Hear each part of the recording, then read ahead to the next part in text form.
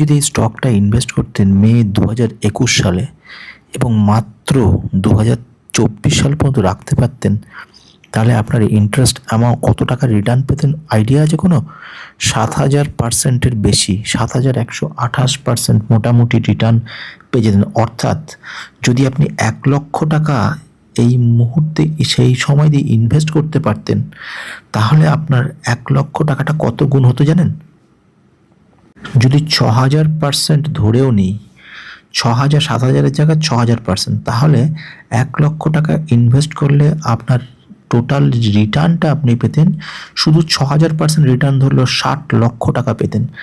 Around তাহলে total value আপনার দাঁড়াতো 60,00,000 প্লাস 1,00,000, 61,00,000 টাকা কিন্তু আপনি মাত্র কয়েক বছরের মধ্যে পেয়ে যেতে পারতেন। তার মানে যদি একটা ভালো এমন একটা কোম্পানিকে বাছা যায়, সেই কোম্পানিটাকে যদি 3-4 বছর ঠিকঠাক মতো খুঁজে পেতে ইনভেস্ট করা যায়, তাহলে কিন্তু কিছু বছরের মধ্যে আপনি 60 গুণ 70 গুণ রিটার্ন পেয়ে যেতে পারেন। মানে এক্ষেত্রে মাত্র কয়েক বছরের মধ্যে 70,00,000 টাকার বেশি কিন্তু আপনার রিটার্ন চলে আসতো। তাহলে বোঝা যাচ্ছে ঠিক মতো যদি ইনভেস্ট করা যায় কোনো একটা পার্টিকুলার কোম্পানি, তাহলে এইগুলো কিন্তু এক একটা সোনার খনির মতো কাজ করবে। সোনার খনিতে যেরকমভাবে ইনভেস্ট করে বহু গুণ রিটার্ন পাওয়া যায়, এটা সেই গুপ্তধনের কাজটাই করবে। তাহলে এই যে গুপ্তধনের কথা বলছি, সেটা জানার জন্য কিন্তু ভালো করে ফান্ডামেন্টাল জানতে হয়, ভালো করে সমস্ত কিছু জানতে হয়। তাহলে বোঝা গেছে যে কোম্পানিটার কথা বললাম 7,128%, কোম্পানিটা কিন্তু এক সময় ছিল মাত্র 25 পয়সার কোম্পানি। সেই কোম্পানিটা উঠে গেছিল প্রায় 17-18 টাকাতে, 19 টাকাতে চলে গেছিল। অর্থাৎ কেউ যদি 1,00,000 টাকা ইনভেস্ট করতো, মানে 25 পয়সা ধরে নিয়ে, হ্যাঁ, তাহলে পর এক্ষেত্রে তার মাত্র এই বছরে ফেব্রুয়ারি 2024, মানে এখান থেকে 21 থেকে 24, 3 বছরের মধ্যেই তার কিন্তু অনেকটা লাভ হয়ে যেত। এবং তারপরে সে ইচ্ছা করে যদি একটু সেলও করতো, এরকম কোনো জায়গাতেও সেল করতো, সেক্ষেত্রেও তার রিটার্নটা কিন্তু কম হতো না। মানে এক্ষেত্রে দেখলেও প্রায় কিছু না হলেও 6,000%-এর কাছাকাছি তো হতেই পারে। 5,700%, 5,800%, 6,260%, এরকম জায়গায় যদি রিটার্ন টেনে বেরিয়ে যেত, তাহলে পরেও কিন্তু বিরাট বড় একটা জায়গা তৈরি করা যায়। তাহলে আগে কোম্পানির নাম জানি, রজনীশ রিটেল লিমিটেড। এটা অদ্ভুত কোম্পানি। এইসব কোম্পানিগুলো কিন্তু মাল্টি ব্যাগার রিটার্ন বলা হয়। ঠিকঠাক মতো যে ইনভেস্ট করা যায়, এগুলো হচ্ছে পেনি কোম্পানি। অথচ ঠিকঠাক ইনভেস্ট করতে পারলে এখানে কিন্তু বিরাট রিটার্ন পাওয়া যেতে পারে। কিন্তু ফান্ডামেন্টাল যদি কোম্পানিটার দেখি, ফান্ডামেন্টাল কিন্তু কোম্পানিটার একেবারে তেমন ভালো নয়। ফান্ডামেন্টাল যদি দেখি, প্রফিটেবিলিটি ভালো না। অর্থাৎ এই মুহূর্তে যদি কেনার জায়গা আছে কিনা, না, কেনার জায়গা এখন নেই।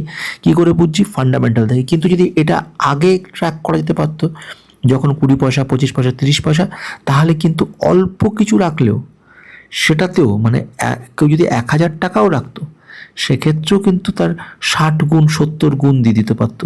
মানে 1,000 টাকাটা 60,000 টাকায় পরিণত হতে পারতো। তাহলে এটাও একটা বিরাট বড় ব্যাপার। ছোট খুচরো টাকা যদি সেরকমভাবে রাখা যায় কোনো একটা পেনি স্টকের ক্ষেত্রে, সেখানেও কিন্তু একটা বিরাট রিটার্ন পাওয়ার সম্ভাবনা থাকে। এবার একটু ফান্ডামেন্টাল দেখুন। কোম্পানিটা বিজনেস করছে কিন্তু fast moving consumer good, Ayurvedic, urban salon, অনেক কিছু প্রোডাক্ট একসঙ্গে নিয়ে কোম্পানিটা কাজ করছে। রজনীশ রিটেল কোম্পানিটার মার্কেট ক্যাপ হচ্ছে 35 কোটি টাকা এবং কোম্পানির এখন প্রাইস হচ্ছে 2 টাকা 23 পয়সা।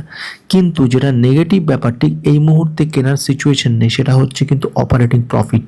অপারেটিং প্রফিট কিন্তু এখন এই মুহূর্তে অনেকটা পড়ে গেছে এবং মার্কেট কারেকশন হয়ে গিয়ে স্টকটার ক্ষেত্রে প্রায় 80% ডাউন হয়ে গেছে। তাহলে এখন কি পরিমাণ রয়েছে? প্রোমোটারের সংখ্যা রয়েছে 25% আর পাবলিকের পরিমাণ রয়েছে 74%। এরকম হচ্ছে অবস্থা কোম্পানিটা দাঁড়িয়ে রয়েছে এখন। তাহলে এই হলো কোম্পানি, এই হলো সিচুয়েশন। যদি এরকম পরিস্থিতিতে যদি কেউ ইনভেস্ট করতে পারতো সেই সময় দিয়ে, তাহলে অবশ্যই একটা ভালো রিটার্ন পেতে পারতো।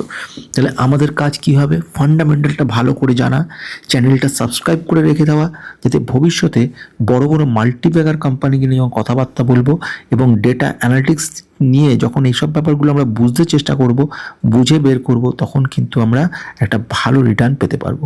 আজকের মতো শেষ।